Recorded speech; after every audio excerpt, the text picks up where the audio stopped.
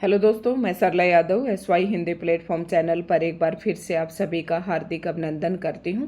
और आज के इस वीडियो लेक्चर में हम पढ़ेंगे कहानी नंबर 8 और कहानी है उसने कहा था। काफ़ी इम्पोर्टेंट कहानी है, यहाँ से प्रश्न भी पूछा जाता है और इसके लेखक हैं चंद्रधर शर्मा गुलेरी। तो हम क्या पढ़ रही हैं, HPSC असिस्टेंट प्रोफेसर की तैयारी जो है हम अपने चैनल पर करवा रहे हैं बिल्कुल निःशुल्क। और HPSC ने जो सिलेबस दिया है असिस्टेंट प्रोफेसर के लिए, उसी सिलेबस के अकॉर्डिंग यूनिट नंबर 7 है ये। तो यूनिट नंबर 7 के अंतर्गत कुल 21 कहानियाँ दी गई हैं। उसमें से आज हम कहानी नंबर 8 पढ़ेंगे और अभी तक 7 कहानियाँ मैं पढ़ा चुकी हूँ। तो इस कहानी से संबंधित जितने भी इम्पोर्टेंट तथ्य हैं या जितने भी महत्वपूर्ण प्रश्न इस कहानी से बन सकते हैं, उन सभी पर हम चर्चा करेंगे। और इसमें पढ़ेंगे जैसे कि उनके पात्र क्या हैं, विशेष बात क्या है इस कहानी के अंदर, कहानी का प्रमुख प्रतिपाद्य क्या है। तो इन सब बातों को लेकर बनने वाले महत्वपूर्ण प्रश्नों पर हम प्रकाश डालेंगे। तो दोस्तों, वीडियो की शुरुआत करने से पहले यही कहूँगी कि अगर आप चैनल पर नए हैं तो चैनल को सब्सक्राइब करें। वीडियो आपको अच्छी लगे तो लाइक एंड शेयर जरूर कर लें। उसने कहा था, साथ ही SY हिंदी प्लेटफॉर्म के नाम से मेरा टेलीग्राम चैनल है, आप उसे ज्वाइन कर लें। जो भी प्रतिदिन की वीडियो मैं यूट्यूब पर अपलोड करती हूँ वो सारी मैं टेलीग्राम चैनल पर भी शेयर करती हूँ। उसने कहा था, ये कहानी बहुत ही इम्पोर्टेंट है। ये कहानी सर्वप्रथम 1915 ईस्वी में सरस्वती पत्रिका में प्रकाशित हुई थी।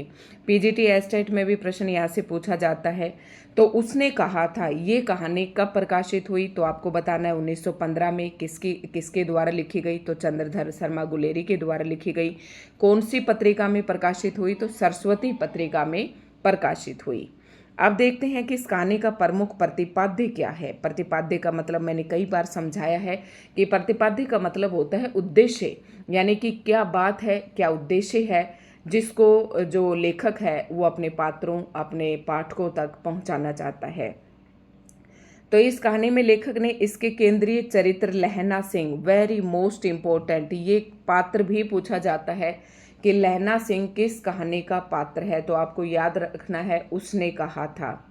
इस कहानी का केंद्रीय पात्र लहना सिंह ही है और के माध्यम से प्रेम, कर्तव्य तथा आत्म बलिदान के पारस्परिक संघर्ष का मर्मस्पर्शी चित्रण किया गया है। क्या बताया गया इसमें, जो इस कहानी का केंद्रीय पात्र लहना सिंह है उसके माध्यम से प्रेम, कर्तव्य, आत्म बलिदान और पारस्परिक संघर्ष का चित्रण इसमें किया गया है। इस कहानी में लैना सिंह अपने बचपन की प्रेमिका के कहने पर उसके पति की रक्षा करते करते युद्ध भूमि में अपने प्राणों का बलिदान कर देता है। इस कहानी का जो केंद्रीय पात्र लैना सिंह है, उसके बचपन की कोई एक प्रेमिका होती है और उस प्रेमिका की शादी किसी और के साथ हो जाती है। तो लैना सिंह अपनी प्रेमिका के पति को बचाते बचाते, युद्ध भूमि में उसकी रक्षा करते करते अपने प्राणों का बलिदान कर देता है। यही इस कहानी का प्रमुख प्रतिपाद्य है जो पाठक को तक ये लेखक अपनी बात को पहुंचाना चाहते हैं। उसके बाद आते हैं इसके प्रमुख पात्र। और प्रमुख पात्र जो हैं दो तरीके के होते हैं, गौण पात्र और मुख्य पात्र। तो मुख्य पात्र में सबसे पहले लहना सिंह है और नंबर 77 सिख राइफल्स में जमादार है ये। तो ये प्रश्न पूछ सकते हैं, काफ़ी इम्पोर्टेंट है परीक्षा के दृष्टिकोण से। बचपन में अपने मामा के यहाँ एक लड़की से प्रेम हो जाता है जो बाद में सूबेदारनी बनती है, ये भी याद रखना है आपको। कर्तव्यनिष्ठ सिपाही, कुशल सिपाही, यानी कि जो लैना सिंह है वो 77 सिख राइफल में भर्ती हैं। और बचपन में जब ये अपने मामा के यहाँ रहते थे तो एक लड़की से इनको प्रेम हो जाता है और यही लड़की आगे जाके सूबेदारनी बनती है। सूबेदार की एक पोस्ट होती है आर्मी के अंदर। तो कर्तव्यनिष्ठ सिपाही है और एक कुशल सिपाही है लहना सिंह। अपने दिए वचन को निभाने के लिए अपने प्राणों को भी कुर्बान कर देता है। तो ये लैना जो पात्र है उसके बारे में बताया गया है। उसके बाद सूबेदारनी कौन है ये भी देख लेते हैं। सूबेदार हजारा सिंह की पत्नी है, यानी कि जो प्रेमिका है लैना सिंह की, सूबेदारनी बचपन की जो प्रेमिका थी उसके पति, ये जो सूबेदारनी है ये सूबेदार हजारा सिंह की पत्नी है। बोधा सिंह की माँ है, यानी कि जो सूबेदारनी का जो बेटा है वो बोधा सिंह है। बचपन में अपने मामा के यहाँ लैना सिंह से मिलती है जो उसकी जान बचाता है।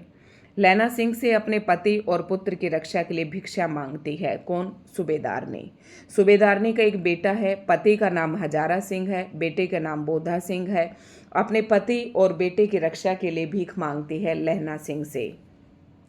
अभी तीसरा पात्र और आता है, सूबेदार हजारा सिंह। तो ये तो बताया ही है कि सूबेदारनी का पति है ये और बोधा सिंह का पिता है। तो इस तरीके से आपको एक बार अपना थोड़ा सा नोट करते चले जाएं साथ साथ, ताकि जब आप रिवाइज करें तो आपको ज़्यादा दिक्कत ना हो। लैना सिंह को बहुत चाहता है। सरकार ने खुश होकर लायलपुर में उसको ज़मीन दी थी। ये आपको हजारा सिंह के बारे में बता रखा है, जो सूबेदारनी का पति है। बोधा सिंह कौन है? हजारा सिंह और सूबेदारनी का पुत्र है। युद्ध में घायल होने पर लैना सिंह उसे अपने गर्म कपड़े, अपना बिस्तर देता है। याद रखना है आपको, गर्म कपड़े और अपना बिस्तर देता है। युद्ध में घायल होने पर लैना सिंह उसे अपने किसे? बोधा सिंह को अपने गर्म कपड़े और अपना बिस्तर देता है। अब गौण पात्र कौन कौन से है देख लेते हैं एक बार। वजीरा सिंह तो पलटन का विदूषक है। और लपटन साहब कौन है? मतलब एक वजीरा सिंह है, एक लपटन साहब है, एक महासिंह श्याम सिंह है, एक अंतर सिंह है, कीर्तन सिंह है। तो प्रमुख पात्र आपको जरूर पता होना चाहिए। अगर गौण पात्र आप याद नहीं रख सकते हैं तो प्रमुख पात्रों का आपको जरूर पता होना चाहिए। जो वजीरा सिंह है ये पलटन का विदूषक है, और जो लपटन साहब है ये 5 वर्ष से लैना सिंह के रेजिमेंट में अफसर है। इसको मारकर कोई जर्मन इसका वेश धारण करके आता है, जिसकी पहचान कर लैना सिंह उसे मार देता है, लेकिन वह लैना सिंह को घायल कर देता है। यानी कि लैना सिंह को लपटन सिंह क्या कर देता है? घायल कर देता है। और ये लपटन साहब कौन है? 5 वर्ष से लैना सिंह की जो रेजिमेंट है ना 77 सिख बटालियन में ही एक अफसर है। महासिंह और श्याम सिंह कौन है? ये सिपाही हैं। अतर सिंह कौन है? सूबेदारनी के मामा। ये अपने मामा के यहाँ रहते थे बचपन में, तो सूबेदारनी के मामा का भी पता होना चाहिए, अतर सिंह है। किरत सिंह लैना सिंह का भाई है। अब्दुल्ला लपटन साहब का खानसामा है। और पोलू राम, ये देखो सारे ना गौण पात्र आपको याद रखने की जरूरत नहीं है। डाक बाबू हैं। और तुर्की कौन है? एक मौलवी है। अब इस कहानी के अंदर हम विशेष बात पढ़ेंगे जहाँ से प्रश्न पूछा जाता है। तो जो पहला ही पॉइंट आपको दिखाई दे रहा है, यहीं से प्रश्न बनता है कि ऐसी कौन सी कहानी है। 4 कहानियां आपको दे देंगे और ऑप्शन में आपसे पूछा जाएगा कि कौन सी कहानी है जो फ्लैशबैक पद्धति पर आधारित है। तो ये है फ्लैशबैक को क्या कहते हैं? जिसमें पीछे की बातों का स्मरण किया जाता है और फिर कहानी लिखी जाती है, तो उसे फ्लैशबैक कहते हैं। और हिंदी में बात करें तो इसे पूर्व दीप्ति शैली बोलते हैं। इंग्लिश में कहें तो इसे फ्लैशबैक कहते हैं। इसमें इस कहानी के अंदर प्रमुख बात, एक पॉइंट तो ये है। दूसरा पॉइंट है प्रेम के आदर्श स्वरूप का चित्रण किया गया है। तीसरा पॉइंट है त्याग एवं वीरता के आदर्श की कहानी है। चौथा पॉइंट महत्वपूर्ण है, प्रथम विश्व युद्ध की पृष्ठभूमि पर लिखी गई है। प्रथम विश्व युद्ध की पृष्ठभूमि पर ये लिखी गई है। उसके बाद है देश प्रेम की कहानी। और अगला पॉइंट है वचनबद्धता एवं उस हेतु प्राणों के समर्पण की कहानी। आपको पता है कि जो लैना सिंह है वो सूबेदारनी के पति को बचाते बचाते और उसके बेटे को बचाते बचाते अपने प्राणों का त्याग कर देता है। तो इसमें प्राणों के समर्पण की कहानी है। सैन्य जीवन एवं युद्ध की विभीषिका का चित्रण है। मतलब युद्ध की विभीषिका मतलब युद्ध से होने वाला जो है नाश है, उसका इसमें चित्रण किया गया है। और स्थान भी कई बार पूछे जाते हैं। मैंने यूजीसी नेट का पेपर भी देखा है, क्योंकि यूजीसी नेट और एचपीएससी का जो सिलेबस है वो बिल्कुल सेम टू सेम है, कोई रति भर भी फर्क नहीं है। तो ये आपको याद रखना है। स्थान भी काफ़ी इम्पोर्टेंट होते हैं। अमृतसर, इसमें जो मगरे नाम स्थान है वो सूबेदारनी का घर इस स्थान पर है। मांझे, यहाँ पर लैना का घर है मांझे नामक जगह पर, और मगरे नामक जगह पर सूबेदारनी के घर हैं। और गुरु बाजार लैना के मामा का घर है। और जगाधरी जो शायद अपने यमुनानगर में पड़ती है ये जगह, जहाँ लपटन साहब शिकार खेलने गए थे। और लायलपुर बर्लिन जो है जहाँ सूबेदार को सरकार ने खेत दिया था। तो ये स्थान है आपको बिल्कुल याद रखने हैं। 1, 2, 3, 4 और 5 स्थानों के नाम इसमें दिए गए हैं, ये आपको याद रखने हैं। मुख्य रूप से आप अगर अमृतसर याद रखेंगे तो ये जगह भी आपको याद हो जाएंगी। अब देखो कुछ एक प्रमुख उद्धरण हैं। बड़े बड़े शहरों के इक्के गाड़ी वालों के जवान के कोड़ों से जिनकी पीठ छिल गई है और कान पक गए हैं, उनसे हमारी प्रार्थना है कि अमृतसर के बम्बू काट वालों की बोली का मरहम लगावे। ठीक है, तो ये प्रमुख उद्धरण है, ये शायद आप खुद भी पढ़ लेंगे। और इसमें और भी उद्धरण है, काफ़ी सारे उद्धरण दिए गए हैं। तो यहाँ से जैसे कहानी पूरी नहीं पढ़ पाएंगे, लेकिन आप यहाँ उद्धरण पढ़ सकते हैं। एक नीचे और बच गए, उसे और देख लेते हैं। हट जा जीने जोगिए, हट जा कर्मा वालिए, हट जा पुता प्यारिए, बच जा लंबी उम्रा वालिए। समष्टि में इनके अर्थ हैं कि तू जीने योग्य है, तू भाग्यों वाली है, पुत्रों की प्यारी है, लंबी उम्र तेरे सामने है, तू क्यों मेरे पहिए के नीचे आना चाहती है, बच जा। तो ये सूबेदारनी के बारे में ये जो कथन है ये कहा गया है। और उसके बाद है, लड़के ने मुस्कुराकर पूछा, तेरी कुड़माई हो गई? इस पर लड़की ने कुछ आंखें चढ़ाकर धत कहकर दौड़ गई और लड़का मुंह देखता रह गया।